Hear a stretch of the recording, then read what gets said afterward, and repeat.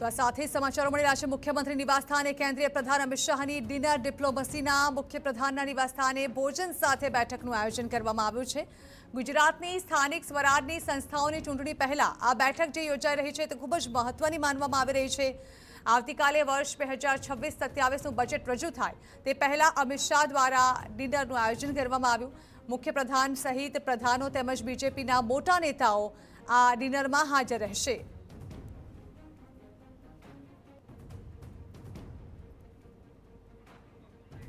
આ અંગે વધુ માહિતી સંવાદદાતા રોનક વર્મા આપી રહ્યા છે।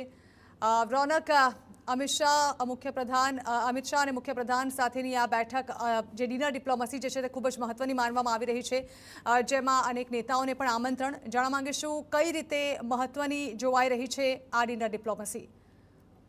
ઝરણા, સામાન્ય રીતે અમિત શાહનો એવો સ્વભાવ રહ્યો છે કે તેઓ કોઈ પણ કાર્યક્રમ અથવા બેઠકનું આયોજન છે તે કરતા હોય છે। તેની સાથે સાથે ડિનર ડિપ્લોમેસી એ તેમની આગવી ઓળખ રહી છે। એ જ પ્રકારનું કામ આજે મુખ્યમંત્રી નિવાસસ્થાને થવા જઈ રહ્યું છે, જેમાં આજે કેન્દ્રીય ગૃહ અને સહકારિતા મંત્રી અમિત શાહ સવારથી જ જે ગાંધીનગરના વિવિધ કાર્યક્રમોમાં છે, આ સાથે જ વિધાનસભા ગૃહની કાર્યવાહી પણ ચાલી રહી છે। ત્યારબાદ આજે જે ડિનરનો કાર્યક્રમ છે તે મુખ્યપ્રધાનના નિવાસસ્થાને યોજવામાં આવ્યો છે, જેમાં મુખ્યપ્રધાનની સાથે સાથે કેટલાક મંત્રીઓ છે તેઓ હાજર રહી શકે છે। ઉપરાંત ભારતીય જનતા પાર્ટીના કેટલાક નેતાઓ છે તે પણ હાજર રહી શકે છે।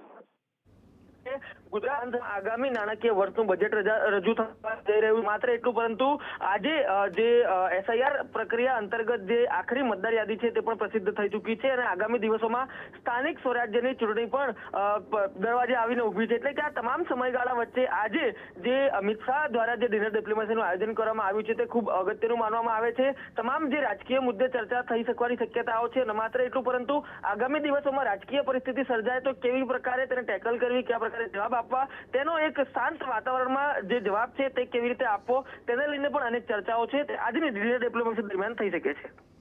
જી બિલકુલ, આભાર રોનક।